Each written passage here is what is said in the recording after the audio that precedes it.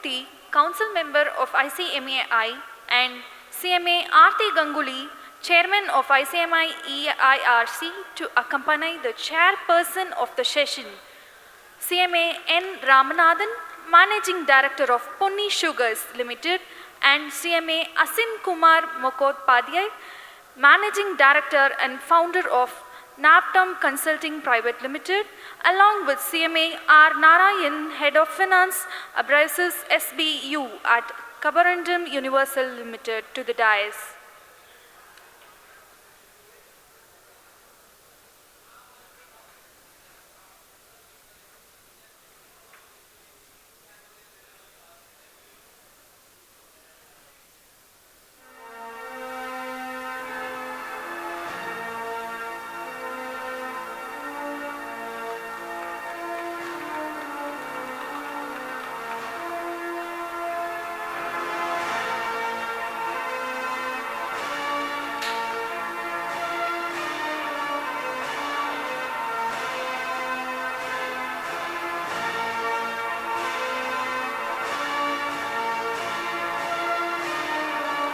I would also like to request CMA Dr. Murthy and CMA Aarti Ganguly to present a memento to CMA Asim Kumar Mukhopadhyay, Honorable Speaker of the session.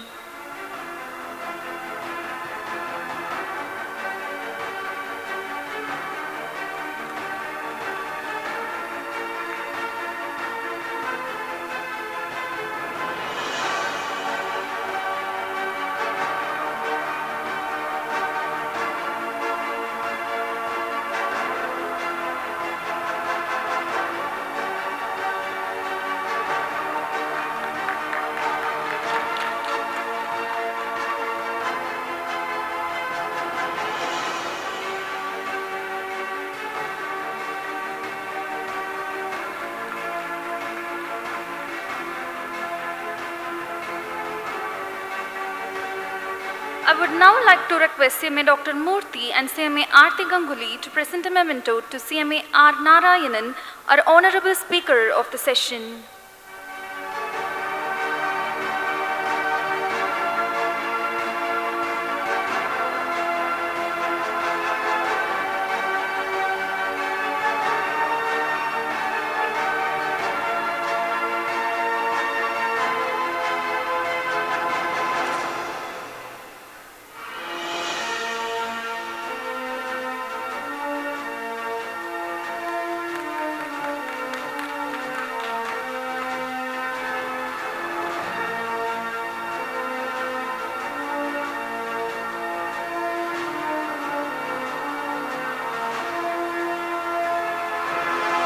Thank you, dignitaries.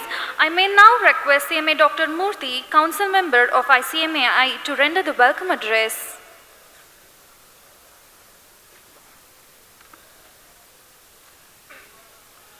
Good afternoon to all of you. Warm welcome to all of you. Namaskar. I, on my personal behalf and on behalf of the Institute, welcome all of you for a thrilled session which have deliberations on the intensifying growth of the beloved profession, CMA. Friends, we are a 70 years old institute built with trust and confidence. We build cost accounting power.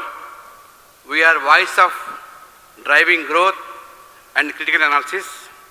We impart skills. We are exemplary. We are extended hands of the government, central, state, and regulators. We don't ask anybody to provide a seat for us. Instead, we have got a big table to accommodate anybody in the profession. Friends, I am a fan of numbers.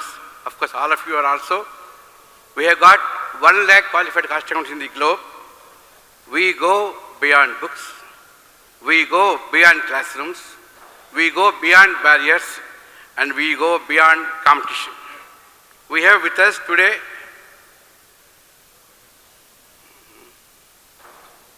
I always say that WTP means world of threat and opportunity. We CMAs will address all threats and take care of all opportunities. Our live examples are today's Chairman Ramanathan in the chair, Asim Kumar, again a speaker, and R. Narayanan.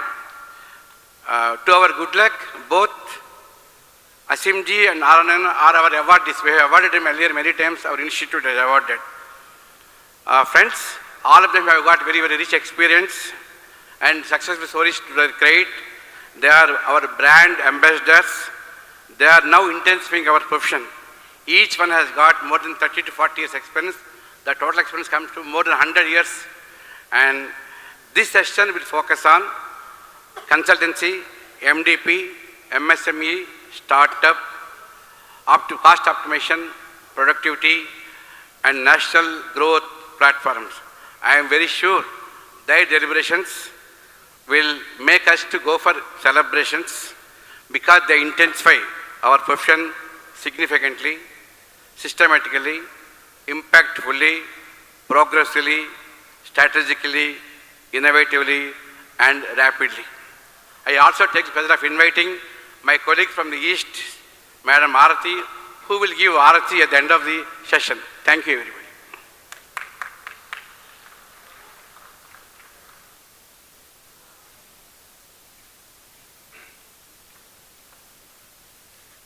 Thank you, sir. A kind announcement. Please note that the backside of your ID card carries 2 QR codes. One QR code provides access to complete program schedule of the 3-day NCMAC, and the other leads you to book gallery where you may view the newly published titles. Additionally, the third QR code is provided on the notepad given to you. This QR code will take you to the Google form for the Q&A sessions available section-wise and speaker-wise. And now, I request CMA N. Ramanathan, Managing Director of Ponni Sugars Limited, to take charge of the session.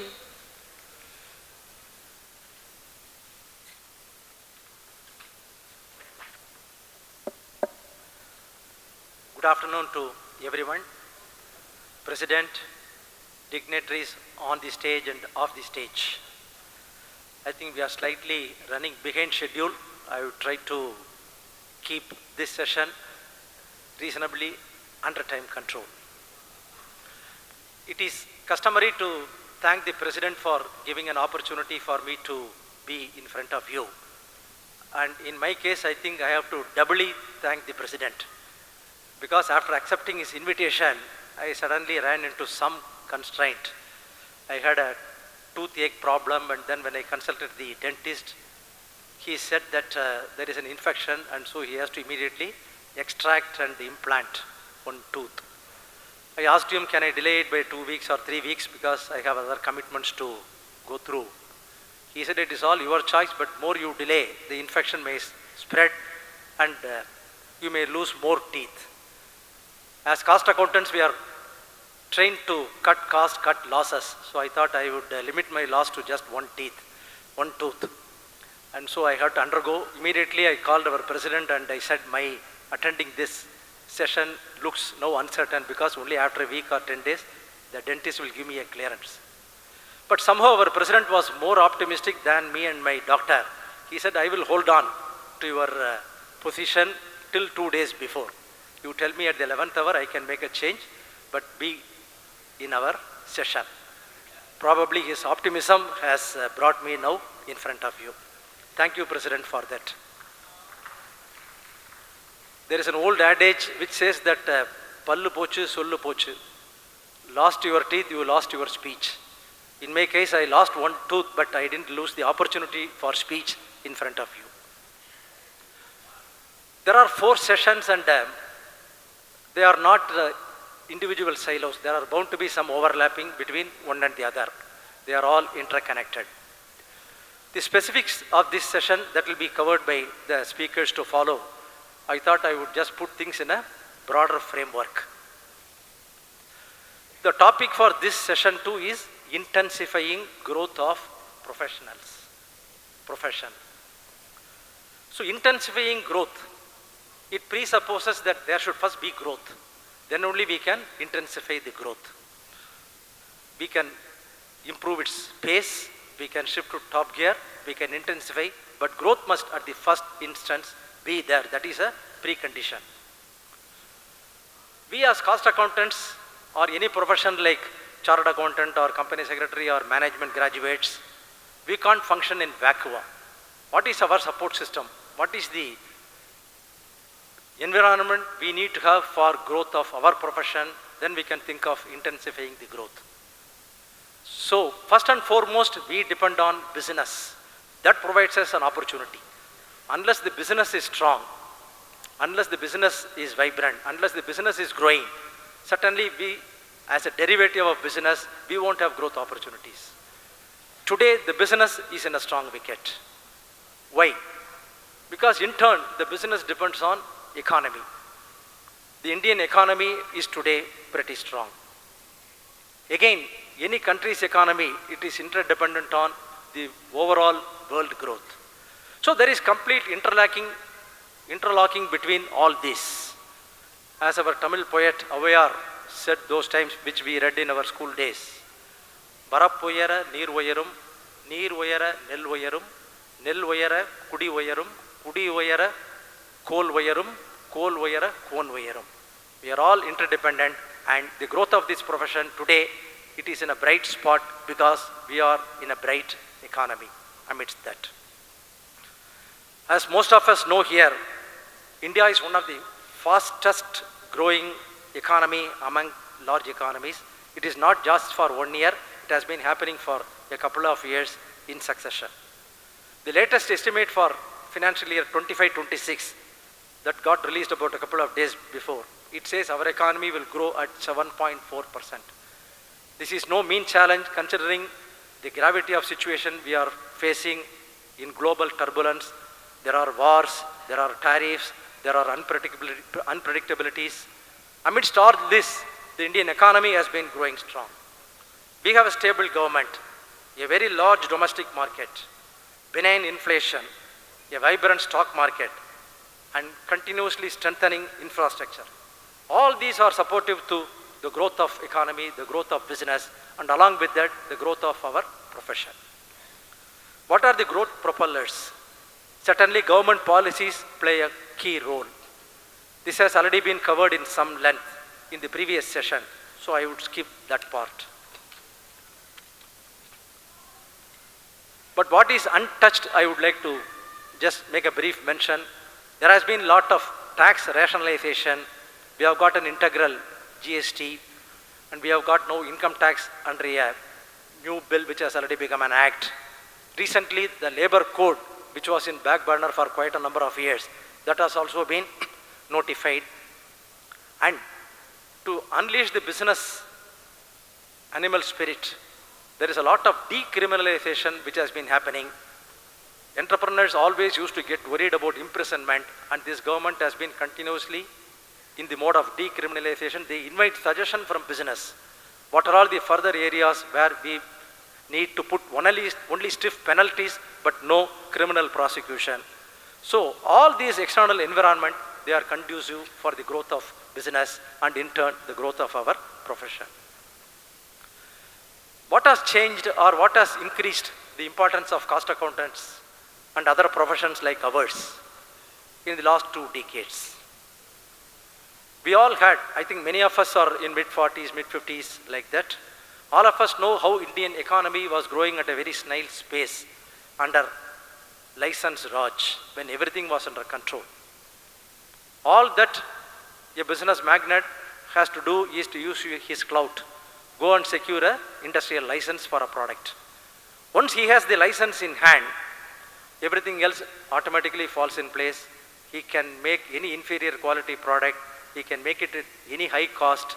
Despite very low standard of living, per capita income, the demand was always above supply. There was enormous supply shortage in every commodity, every product. So everything was selling. All that has changed overnight with delicensing, with deregulation. The market forces now come to play. It is not just within India, we have also opened the shores. Today, unlike earlier days where there used to be a big bulky red book prohibiting import of almost all items except under strict licensing, today everything is under open general license. So global goods and services can come in. So all this has now made that cost competitiveness is the key differentiator. Unless we continuously control cost, on a real-time basis.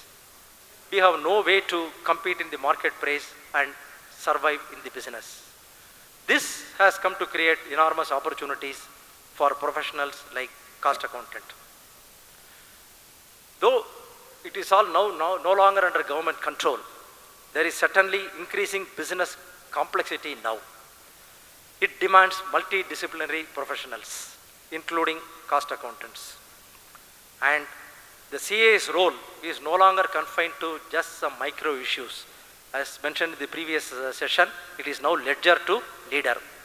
You can't simply be confined to some process costing or job costing or standard budgeting.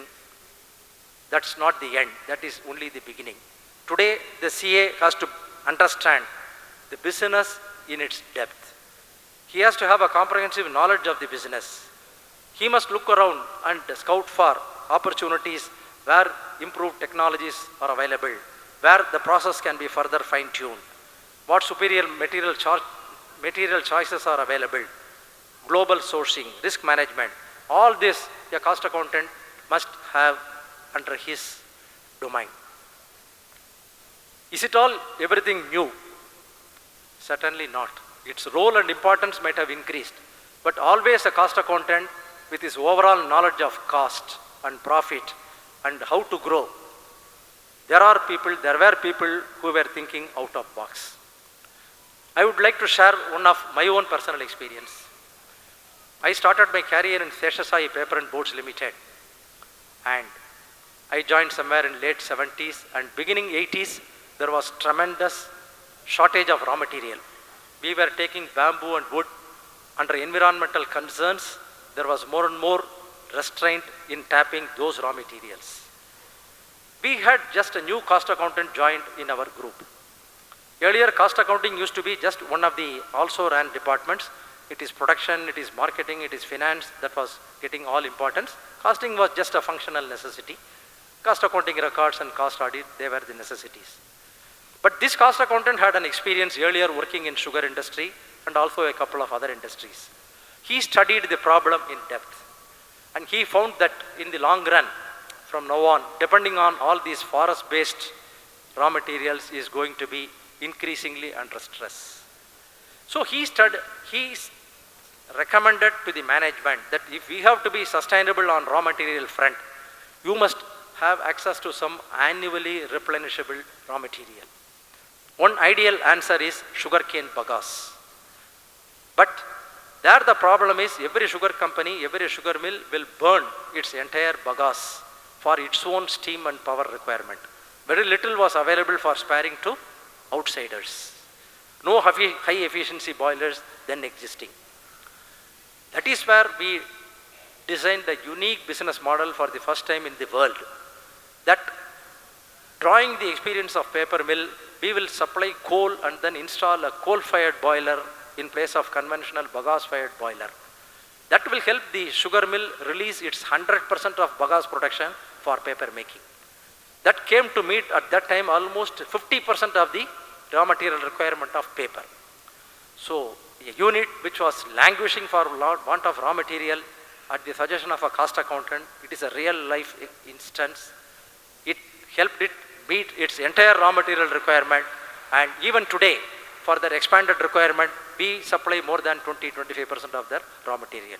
So an out of box thinking by a cost accountant, it can change the entire game. And as I said, when it was at that time in the periphery of that company, the cost accountant immediately became the KMP of the company, directly reporting to the board and then giving all suggestions, and he was keenly instrumental in bringing Ponni Sugars and Limited, where today I am the CEO of that company. So there are no limits. The limits are only if we limit our mind. If we keep it open, wide open, there are enough challenges.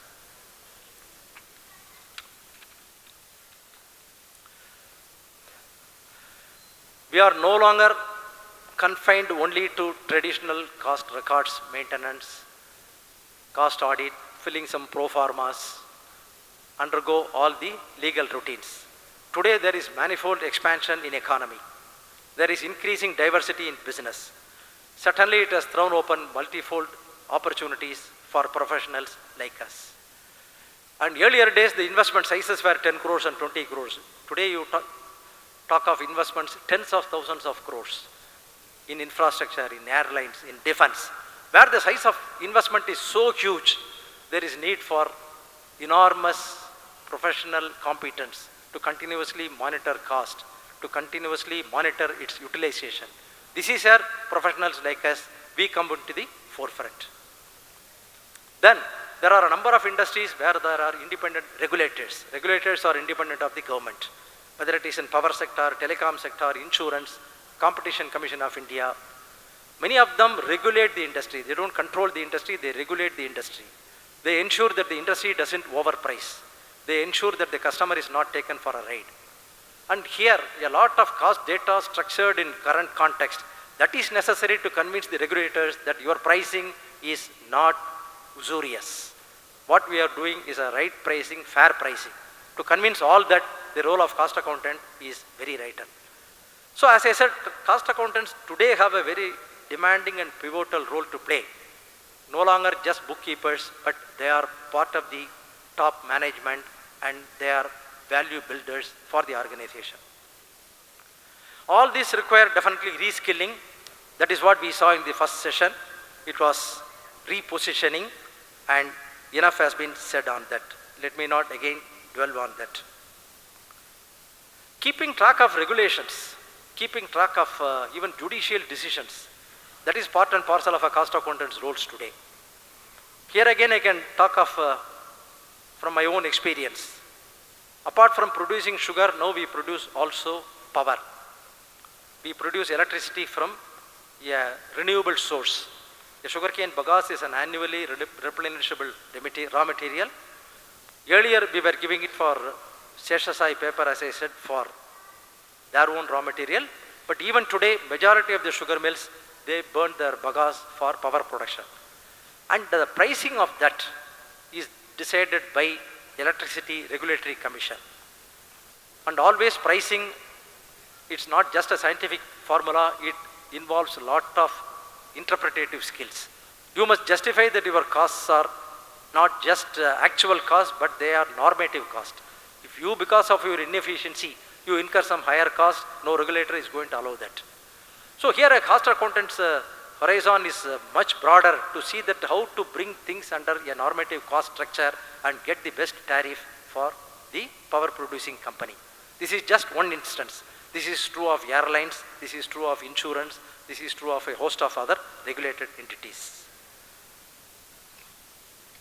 So there are two typical roles, I would say. One is just the compliance role or the historic role, where we were keeping books, where we were undergoing audits, where we were giving some management information system reporting to the management. But that is only at the low end of the pyramid. Our management Pandit Dr. Prahalad had said that business should tap at the bottom of the pyramid to grow in a big way, because that is where the big market size is there. You don't aim to earn 100 rupees from 10 people, but aim to earn 10 rupees from 10,000 people. That is true of manufacturing, but that is not true of a profession like us. We can't at one time, any profession, any firm, take assignments of thousands of companies. These are not standard typical prototype manufacture. Each one involves independent skill, independent analysis. So we have limits in size. So we can't confine ourselves to the bottom of the pyramid. We have to go to the top of the pyramid. This is where the repositioning that was discussed in the first session becomes relevant. We have to take strategic and advisory role, performance enhancement role, and we have to bring all new skills that would adequately, more than adequately, service these roles. So between these two, one is a very low-end job that will get you a lower remuneration. The other one is a high-end job which will get you a higher remuneration. And all of you here know which one to choose. Thank you again. And my sincere thanks to the President, Mr. T.C.A. Prasad, who was also my colleague in Steel Authority of India Limited, and the Vice Chairman, Vice President, as well as the Council members. And Mr. Ramanathan was telling about his tooth and the kind of professionalism which our President has practiced. I know we are doing time overrun, but this shows while he was taking the feeling from Mr. Ramanathan, what will happen, what is there. He also rang me one Sunday and he said, Asim, you have to prepare that perhaps if there is a problem, 7th we will get to know, you have to chair a session. Then I said, I prepared for a speech. He said, you managed like that. This is the professionalism he managed for making this position a great success. I think the most important, I would manage time, not a problem. I think a lot of speakers since yesterday have spoken a lot on these. RISE is a very nice way of taking the institute forward, keeping in view with this Vikshit Bharat, how the RISE thing and giving it to the Institute of IIM Ahmedabad. And I was also very happy to have some association with the kind wishes of President and other council members. Now down memory lane which I go, I am in a very different positions. When I did, why to talk on this growth of the profession, how I have seen the professions. And I am a person who was there in the industry as a CMA, who passed his CMA and who also acted in the chapters for the CMA, for the regional council of the CMA, worked with the council for the CMAs. Yesterday I found Mr. G.B. Rao and two of our past presidents are here, Mr. Harijiban Banerjee and Mr. Amar Kumar Das. I recalled I told Mr. Rao, that time I was the secretary of the Bokaro Steel chapter of cost accountants and Mr. G.B. Rao was the president. And we invited the steel minister Santosh Mohan Dev to inaugurate the building. The building was prepared when I was in the chapter committee. So from that side, and today when President has invited me that you be also associated with the strategy committee of the institute, it's a great pleasure. When I did my cost accountancy, it was 81 to 82, 80 to 82. I did my CMA course. Thereafter I just try to see how the growth of the profession is happened with a person who is willing to do it.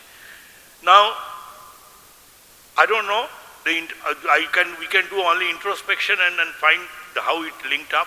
After passing the cost accountancy, many of you may not be knowing, I joined a mining company called Manganese Ore India Limited for about a year before I transit myself to Steel Authority of India Limited. And there I worked with the plants. I got the blessings of the then chairman, Mr. Krishnamurthy, by which I was sent for an extensive training in British steel plants. Came back to India. I was engaged in teaching on cost effectiveness in our management colleges and various training institutes. After that, I left Steel Authority in 2000, joined the Tatas, joined as a CFO and company secretary of their one company, which they wanted to put me in right from the day one in Jamshed in Mumbai. I said that I would like to enter the kitchen to learn the cooking, and I did the same. They posted me in Jamshedpur. I was there for 3 years, came back to Mumbai to take over the commercial vehicle part of the Tata Motors business as the business planning head. Then subsequently to commercial vehicle, passenger vehicles for everything taken together, and then become the group performance head. One of my officers, Gopal Bhutada, is sitting here. He was the previous speaker of this session. I was the group performance head, and when in 2021 chairman told me that the whole of your career you served with in finance, can you take over a very challenging business, that is the electric vehicles, as the managing director, and that too also the mobility space of it, the subscription model of it. And last 4 years of my career I was the managing director of Tata Motors Smart City Mobility Solution Limited. What I mean to say, what a CMA can do, I may not have done everything. And now you have seen I am managing director of NAPTOM. This is a new company I started in July 2025 after I retired on 19th June. And in the course of the presentation and even yesterday and today's deliberation, we talked of consultancy on advisory could be one of the things where it can go. And NAPTOM is the name given by me only, that is navigating tomorrow. So navigating tomorrow is my current destination. What I mean to say, a CMA can grow, CMA can do lots of things. I even decided, I have many offers to join for any other company or for a consultancy organizations. I developed my own, and I am very happy to say that we have expanded our offices in Mumbai, Bangalore, Surat, as well as in Singapore. So in a short span we could do such a way. I think a CMA's capability is actually to be seen in a different light. With this, I come into the presentation. I will try to give some anecdotes which is during my life I experienced to see what could be the best way of doing it, what we are missing. I will try to avoid the things which have already been told at the cost of the repetitions. I think everybody talked about, and my previous chairman, thankful to him, Mr. Ramanathan has clearly stated that compliance, accounting, costing, all are our domain. But beyond that, there are a lot of things to be thought over. There was a speaker, I think the previous session chairman, she joined Cummins recently. I was in the Tata Cummins board for a long time, and there was a fellow in Cummins who and his wife joined the Cummins India together. Wife continued in the finance.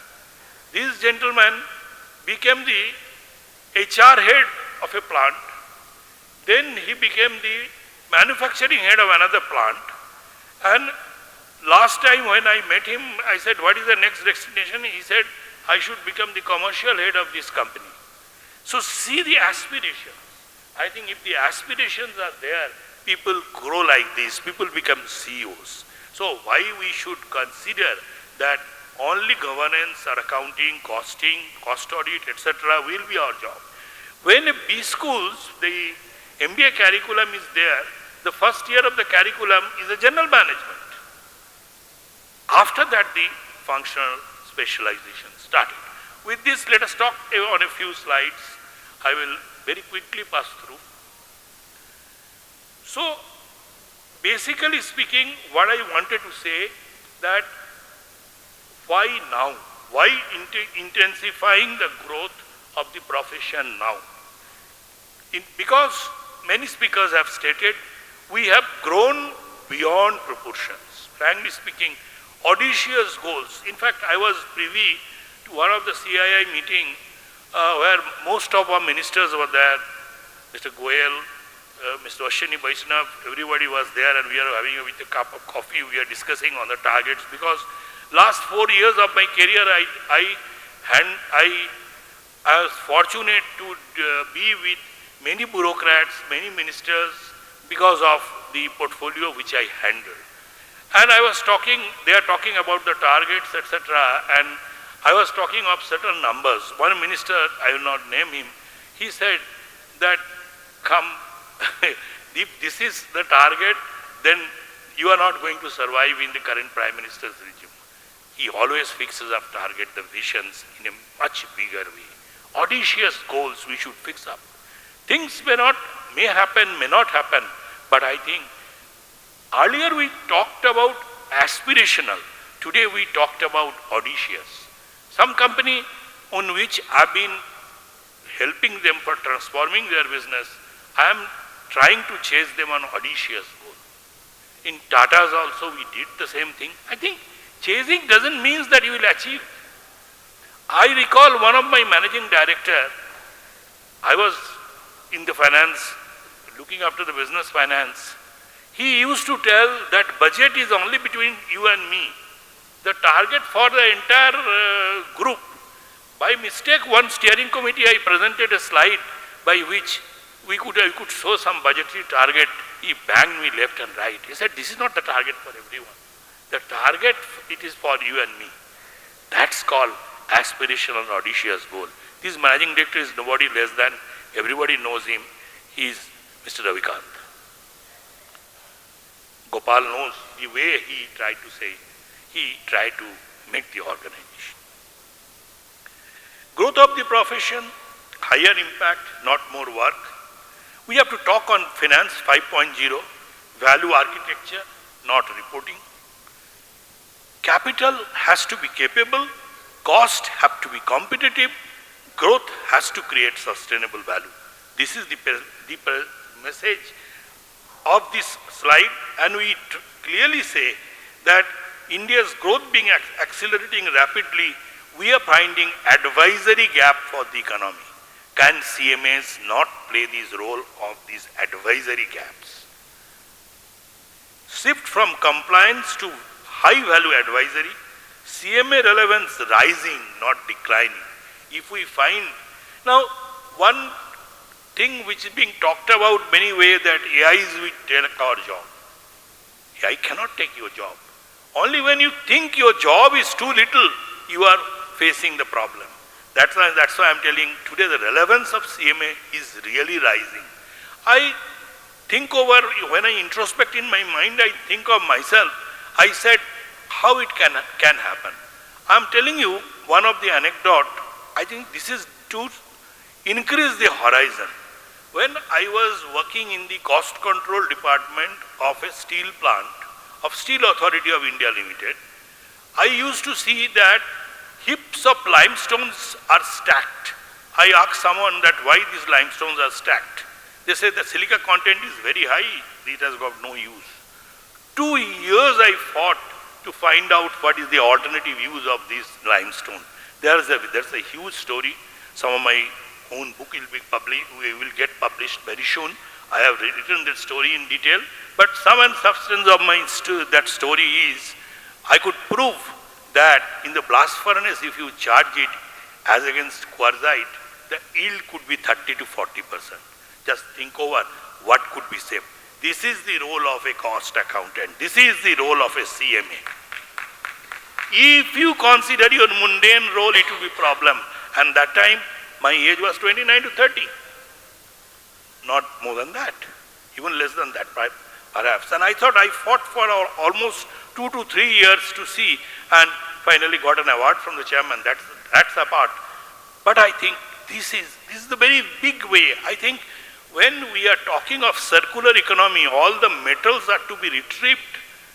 I think this is the way the CMAs can show the path. So India's growth engine, MSMEs, employment backbone, startups, innovation and scale, PLI, manufacturing competitiveness, Gati Shakti and Make in India, productivity, all these things. Say government is kind enough to provide you everything, but all these things need finance-led cost and productivity intelligence. Please do not undermine yourself. My message to myself and all the professional fraternity, please don't undermine yourself. It is a finance-led cost and productivity intelligence. So what does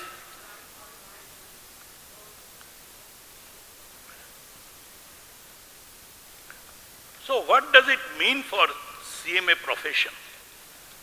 Higher capital deployment, faster decisions, higher complexity, focus on unit economics, and cost to serve. CMA as a strategic business partner. My friend Nagesh has already shown we work together in TCM, so I will not dwell upon it. In my own imagination, I have made this in the next slide. Yeah. This is a very important slide and I made it myself. And I will request the President and the entire Council to think of it.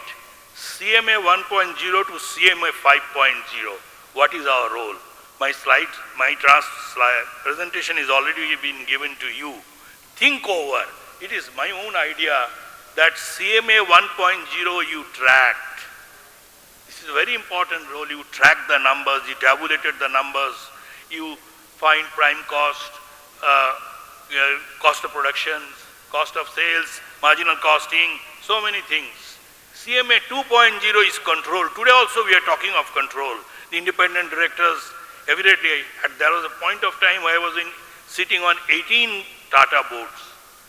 I think the highest number of boards which any executive could manage. It's a mad cycle when the quarter endings happen, and the independent directors, the house, what this is one. So control is very important. CMA 2.0 doesn't mean I am making it 2.0, but fact remains you have already become an expert in doing the thing.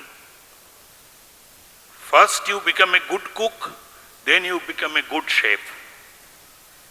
So for control you need not do anything. That's the forming part of your DNA. It could be in 2.0. But if you nurture it today at 2.0, control only. You may see number of acts have come, ESGs. There are so many other compliances there. I sat on these, SRSB board of the ICI has invited me to be there. So I sat up there. There are also a lot of issues are coming up. But I think we are again thinking of our mundane activities. CMA 3 is strategic costing. CMA 4.0 is digital insights. So if you think of strategic costings, I am not telling strategic costing is still, it is there, it will be there. But the phase has already, you have already left this phase. Mr. Gopal Krishnan is instrumental every Friday, night time, close to 9 o'clock. He used to invite all of us for that CME Ignites digitization. Excellent session, excellent speakers. I was really finding his enthusiasm. I could attend 50% of the session, 50% I could not, but I always say, even my wife used to say, today you are missing this session. What happens? This shows the passion in which it is happening. And finally I will say, when you are talking of 2047, Vikashit Bharat will be there. But much before you are to be a sustainable value architect. That's the most important destination. At this moment CMA has. I can't say tomorrow when 6.0, 7.0 will come, what it be. Because we are fast moving. Never people thought that we could be this trillion economy today. So I think don't stop yourself with 5.0, but 5.0 is sustainable value architect. My request to President and the entire Council, please take out the messages when you are publishing the syllabus, when the IIM Ahmedabad is doing it, at least sustainable value architect. Make out a point where what is the deliverables for becoming a sustainable value architect.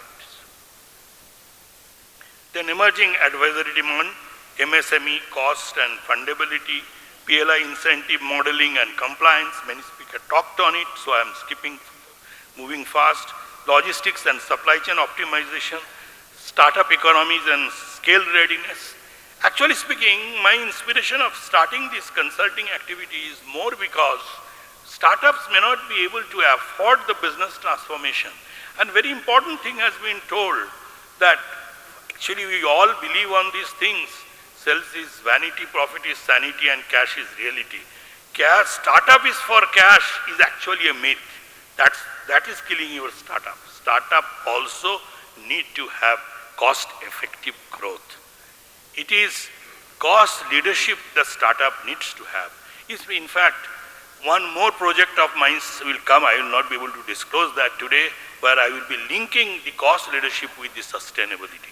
I think those metrics will come in India, and those metrics will rule the next age. So advisory landscape will be global firms, boutiques, finance in-house. Already our Honorable Prime Minister has stated that why we should have 5 global advisory firms, why cannot? India has those things. There is a huge scope of consolidation. Biggest gap is MSME and mid-market, natural CMA territory. I think I am clearly telling it's a CMA territory. Please try, please train our persons when the course of these TCM has come up, and in fact we have spent a lot of time, the institute and the CII together to design the course. We will emphasize on it. We will try to see the mind or horizons of the students who are coming. And here the students are not necessarily the CMAs. I don't find the CMAs X, Y, Z is not the most important thing. Most important thing, how you are bringing the cost leadership. The CEO demands that from you. CEO expects that from you. And there is nothing which is impossible. There is a capability gaps. If I think of the capability gaps, this is limited MSME advisory, really. Weak operations, finance integrations. Operations, I am working on such a company where you find very poor integrations. Operation people talk on X things. I can't name those things. I have found people presented the product profitability to the big boss, where manufacturing decided to present one profitability, finance decided to present another profitability. I was sitting there. I didn't represent the finance discipline. This happened to very big shots. This is the irony you have to think over. I will give you another anecdote. Here I will name the person because he is basically worshipped by us. Mr. Ratan N. Tata. He left us. Mr. Tata, I was in the executive committee of the board, not as an executive committee member, but as an advisor, but as an invitee. That time I was not a CFO also. My group CFO was presenting variable conversion cost. How I've told this story to my officers number of times because they are not privy to access that one. How it has come down. How it has come down from year over year. Mr. Tata raised his hand and he said, Mr. X, how did you calculate this variable conversion cost per equivalent vehicle? So he said, it's variable conversion cost. That means power, spares, indirect materials divided by equivalent vehicle. Mr. Tata said, I understand that simple mathematics, but what is your equivalent vehicles? Unfortunately, CFO was not aware what was the equivalent vehicles. I was sitting in the back, so he asked me, signaled me. So I raised my hand and I said to Mr. Tata, this is this X-tonner vehicle of Jamshedpur.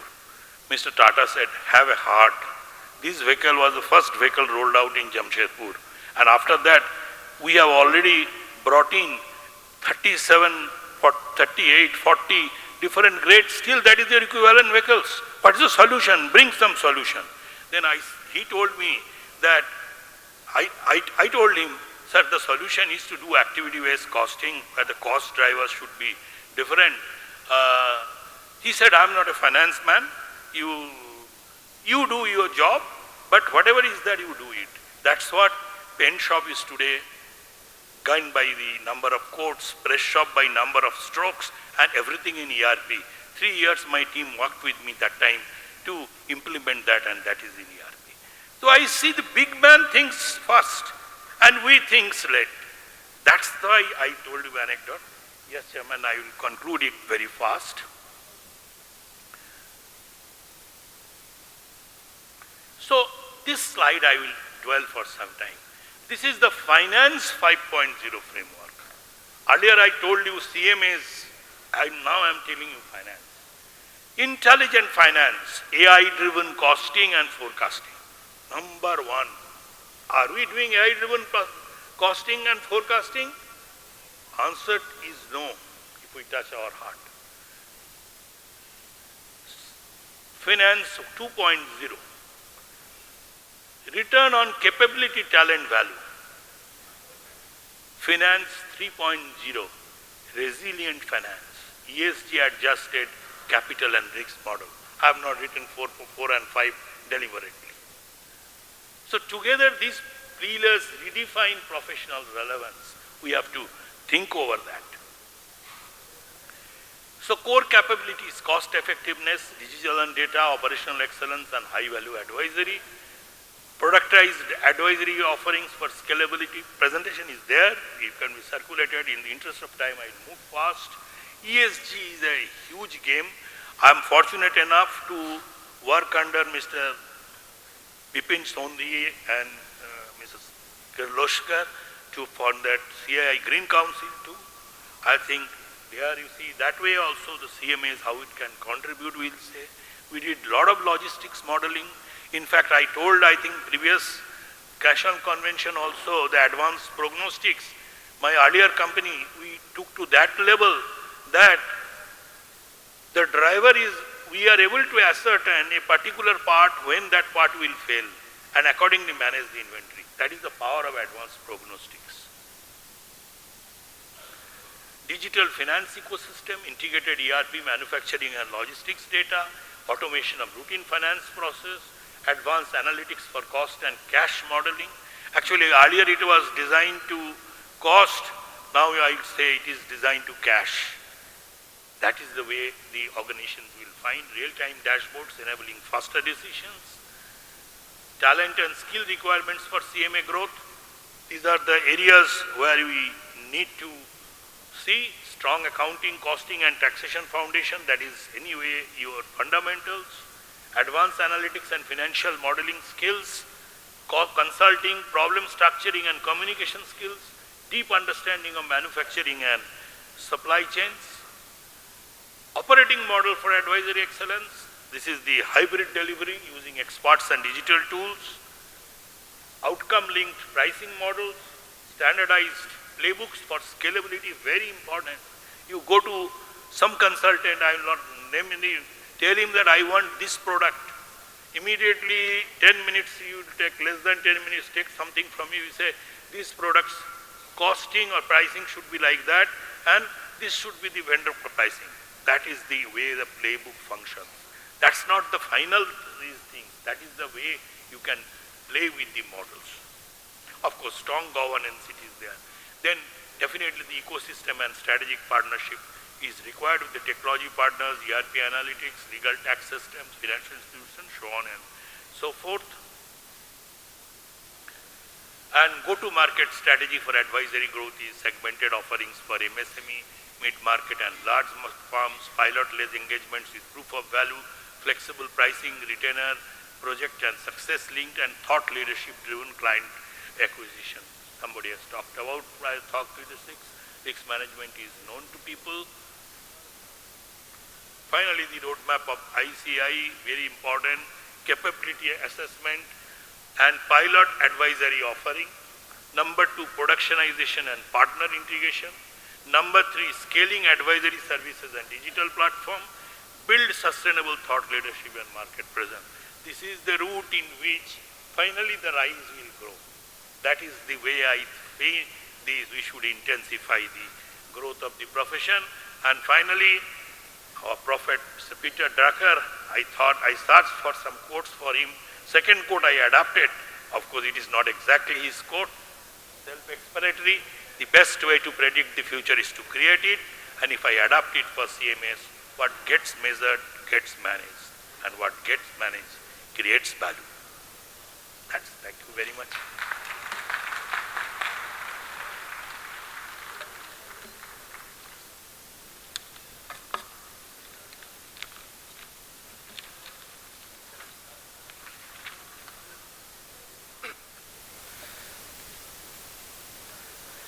Thank you, Mr. Asim Kumar, for your excellent presentation.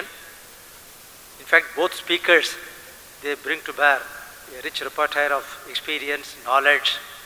I am really doing a disservice by trying to curb their enthusiasm and limit the scope for their very elaborate preparation. But all these PowerPoints, I am sure, will be shared by our institute with all of you. Most of them are self-explanatory, and if more information, insight in any of that is needed, you are always free to write to the institute, and we will get back with more clarification as may be needed. I would now request Mr. R. Narayanan to come and give his address.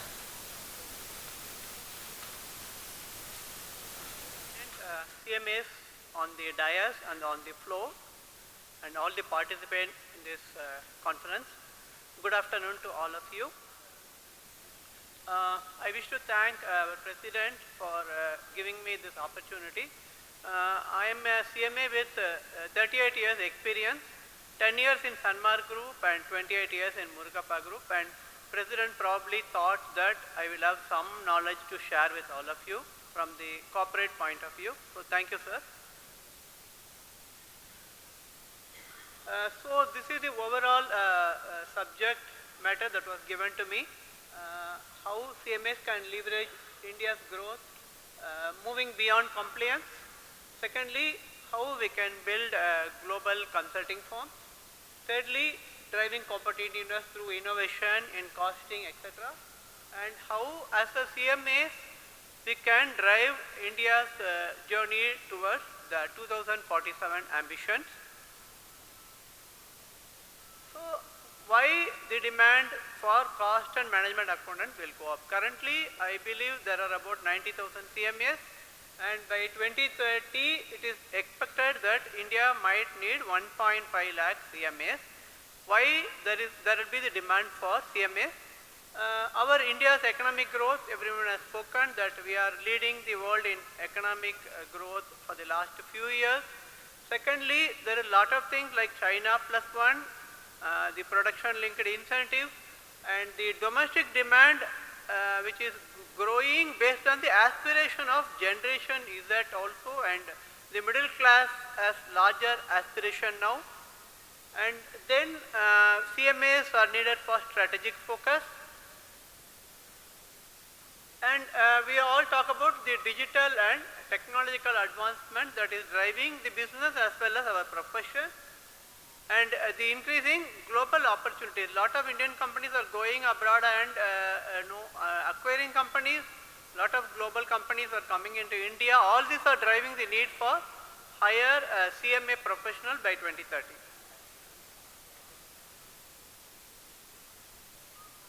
So earlier we said 5-10 years back, what are the cost accounting standards? What is the cost? What the cost auditor will ask? These were the things that were driving the CMA profession in industry. And then historical cost, end of the month, maybe by 7 days or 10 days, we used to give the costing statement, P&L, etc. for the previous year. This was the past. But now there is so much pressure on the business. Every day there is so much pressure on business that we have to move beyond the historical costing and P&L statement. Now everyone demands that we give the information here and now. I want real-time costing, etc. There is a demand from the business for the cost and management accountant. And today we are no longer bean counters. It's not that you come to office only for delivering some financial statement. But today we are expected to be the business partner for the business.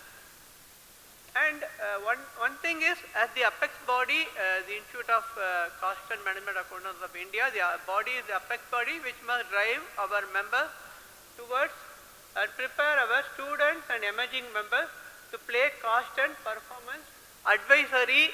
I have cut down the word advisory because the companies are not looking for us as an advisor. They want us to take the ownership. They want us to deliver results. Instead of telling that the cost is so much, the margin is reduced, they want us to say why it has happened, what we must do, and we must also be a part of the delivery mechanism.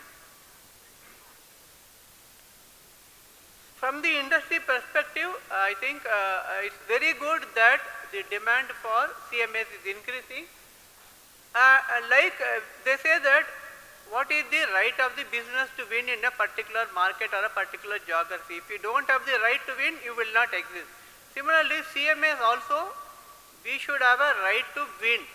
Just because the industry was formed in 1959 and today it is a 70 years old institute, the members are coming out of that, no one is going to respect us. What is your right to win in the real-time world?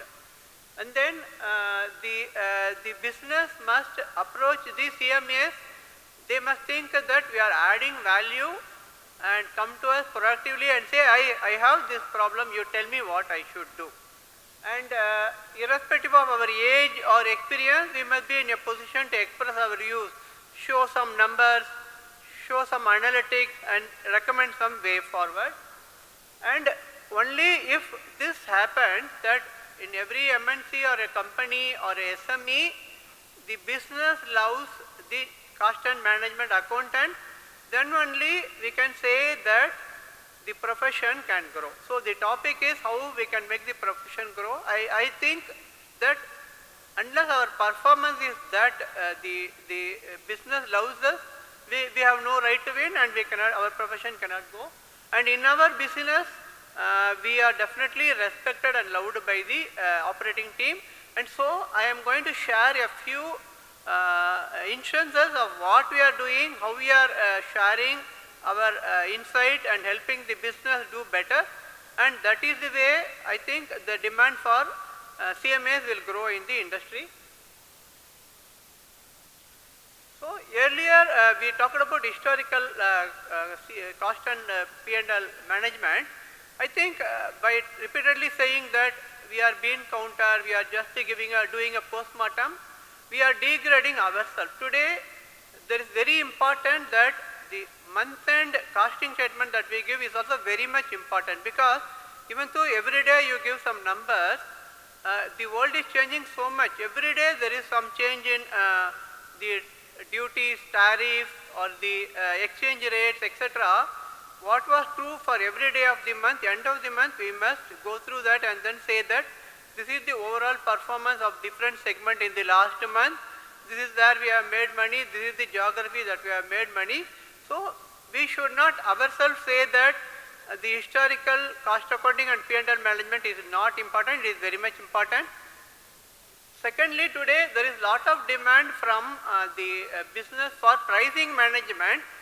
In our company, our SBO head asked finance to set the pricing. So I did not agree with him, because I said, if I give the price, how sales will have ownership for the same?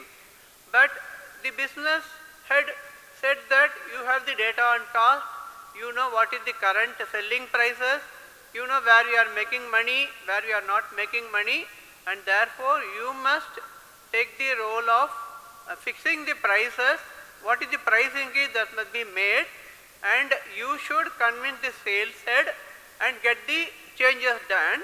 Practically, we worked with our sales team like that during high intensity cost push. We actually prepared that which product you must increase the price by 3% or 5%. We sat with the sales head also. He said, somewhere no, I cannot do this. Somewhere I can increase the price even beyond what you have said. So we together did that, and we in the weighted average price increase, we are able to manage the cost push. But then there are times when the business wants to go very aggressively. Every time I cannot go and say that increase the prices. There are times where we go to the sales team and then say that here I am making a good margin, I don't need any price increase, but I need volume increase. So you please reduce the price by say 2%, but you bring me 4% volume growth, so that I will get efficiency or variable cost efficiency I will get, but fixed cost leverage also I will get.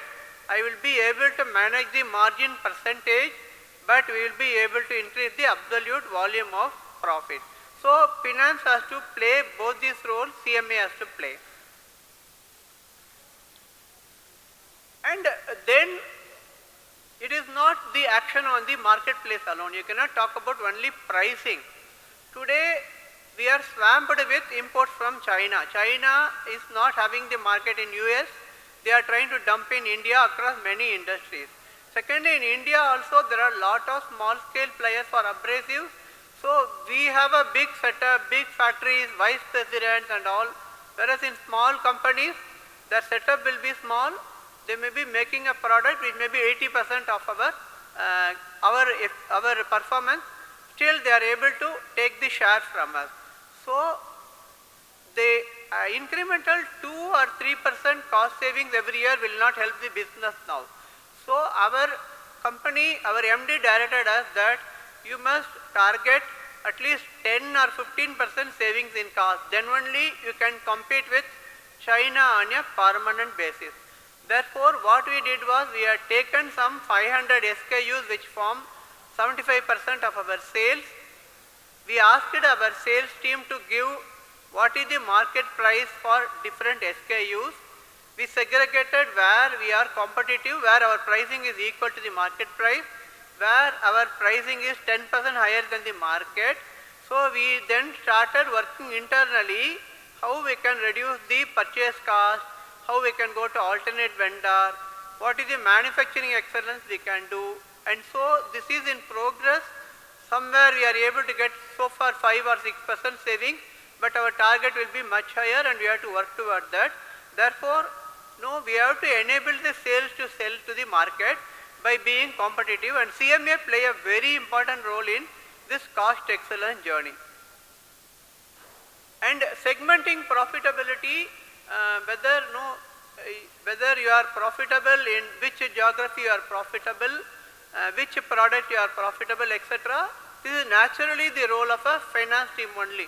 So we are expert in this because we have all the data. We have the selling price, we know which customer it went, we know which product group we sold to which customer and all.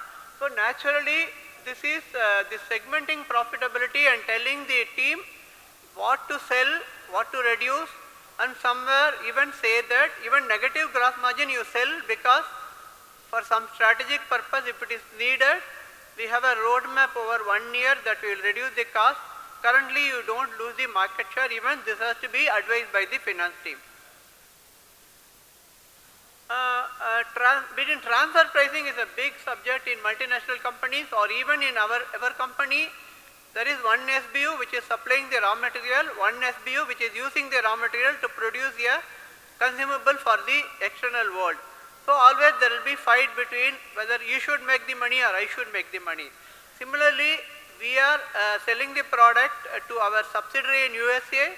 They create the market there and they hold the stock there and sell. So now whether the profit should be made in India or the profit should be made in USA, again this is another subject.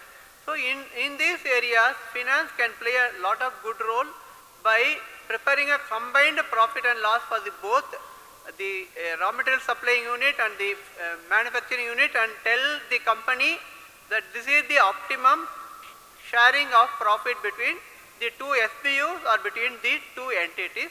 Here we have to take care of the international transfer pricing regulations also, which we are qualified to do because we have experience in that. And then as I told you, segmenting the profitability between regions. So which dealer is profitable? If the dealer is at least growing by 20%, even if it is a lower margin, then it is okay. But if the dealer is neither having growth nor is having profitability, then we segregated our dealers into 4 buckets, where you should push the sales, where you should go slow and all those things. I am just giving you an example of the matrix that we prepared and slotted all the dealers into different buckets. So the responsibility for growth of CMA profession is tripartite. The first responsibility naturally rests with the institute of our institute and the central council and the regional council.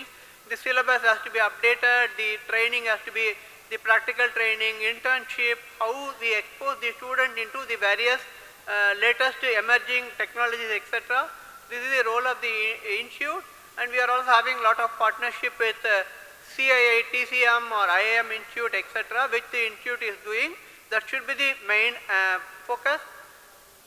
Secondly, the corporate have a big role. The CFOs like me or the CFOs who are sitting here, we must propagate the role played by the CMAs and contribution to the business, and we must ensure that we get the publicity and we get more opportunities in the corporate. And finally, the CMAs themselves, the students themselves, they have a large role because they must be ready to work hard and long hours in the factory environment. It is not, work in the factory is not a 9 to 5 job. It is going to be sometimes 10 hours, 12 hours, or critical times you may have to work on costing, margin management, closure of financial period, etc. And they must be willing to learn new topics like AI, BI, etc. See, onus is on the students also, and we must prepare them for this and also give them the soft skills needed for this. So, for India, we need to compete not only with China, Vietnam, Thailand, Turkey, etc. So, if India has to go towards the goal of 2047, then we all have a role in ensuring all the above take place. Finally, in terms of the consulting, already my previous speaker has spoken about that. But my only point is there is lot of opportunities for the people who are in practice in terms of consulting, MSMEs, startups. In big companies there may be multiple cost accountants may be there. In smaller firms they may not be able to afford cost accountant, say 5 or 10 cost accountant.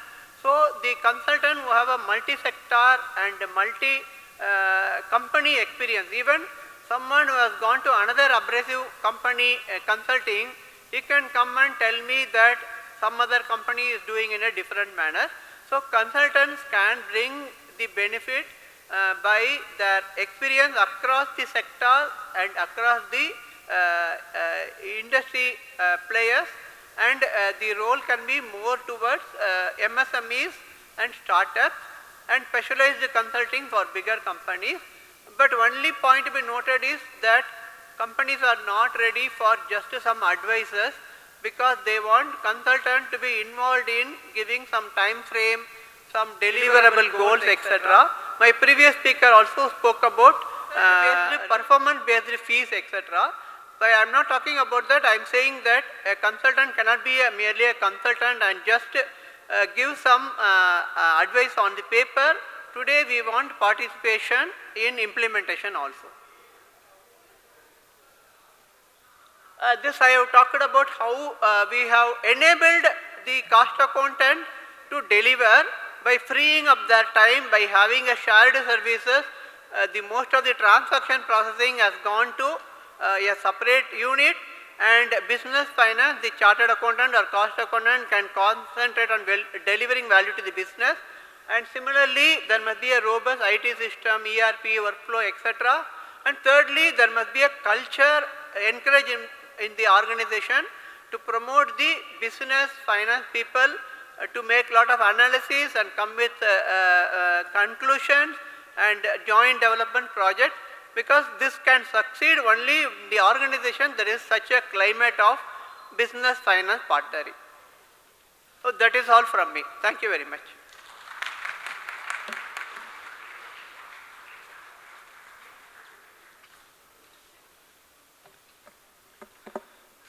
Thank you, Mr. Narayanan, for a very complete, comprehensive analysis and bringing your practical experience also into that. Question and answer, always it provides a lively interaction between the audience and those on the stage. But for want of time, just like the chairperson of the previous session said, here also we will take all questions through the digital mode, whatever institute has arranged, and we will get back to you with all our replies. Yeah, President, one thing I have done right for this session is I am trying to conclude it within the time slot which you have allotted, 90 minutes. I have been able to do it thanks to the active cooperation and support of 2 speakers, and also the passive cooperation of the 3rd speaker who could not be present here owing to his last minute some personal development. But I would also like to thank him for first having agreed, though he is now not being able to be present for reasons beyond his control. And with this I will now invite Mrs. Aarti Ganguly to propose a vote of thanks.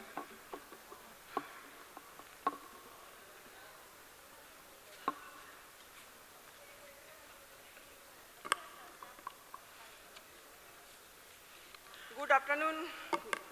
Good afternoon to all of you. Though the time is running out, I am making it very short with full of gratitude to all of you. President, Sir, Vice President, Sir, all council members of an institute, dignitaries on the dais, respected former presidents present here of our institute, chairman of SIRC, WRC, NIRC, and their vibrant teams, RCMs, chairperson of all chapters and their vibrant team, former chairman of the regions chapters present here, directors and employees of the institute, esteemed speakers, distinguished members, dear professionals and students. As we come to the close of this enriching and thought-provoking session on intensifying growth of professions, it is my proud privilege to propose vote of thanks to all of you. At the outset, I express deep sense of gratitude to CMA Dr. KCH AVS N. Murthy sir, council member, for setting the tone of today's program with an inspiring welcome address. I extend my sincere thanks to our eminent speakers who shared their invaluable insight and rich professional experiences with us. My heartfelt thanks to CMA N. Ramanathan sir for his practical perspective drawn from decades of leadership in industry and the emphasizing resilience and value creation in a competitive environment. I am equally grateful to CMA Ashim Kumar Mukhopadhyay sir for his forward-looking views on consulting, innovation and the expanding horizon of professional opportunities in a rapidly changing global landscape. He is also the chairman of ERC in 97-98. Now presently I am here. Our sincere thanks to CMA R. Narayanan sir for sharing deep insights into strategic finance, operational excellence, and the critical role finance professionals play in driving organizational growth. My sincere thanks to all the participants for your enthusiasm, presence, active listening, and engagement, which truly enriched today's deliberations. In Coimbatore, CMS gathered here one heartbeat to rise India, spirit, strength, and service. With these words, I once again thank dignitaries, speakers, participants for making this program memorable and impactful. Thank you. Thank you, all of you. Have a wonderful day ahead.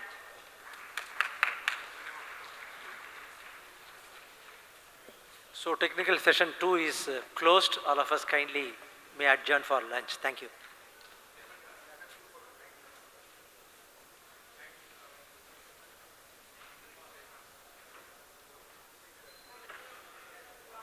Attention, ladies and gentlemen. If your stomach has been growling louder than the speakers, congratulations, it is lunchtime. So kindly proceed to the dining area before your stomach starts asking any questions. Yeah, sure, sir. Thank you. And enjoy our lunch. We look forward for your kind presence as we continue our program after lunch. The next session will commence at 2:15 p.m. Thank you.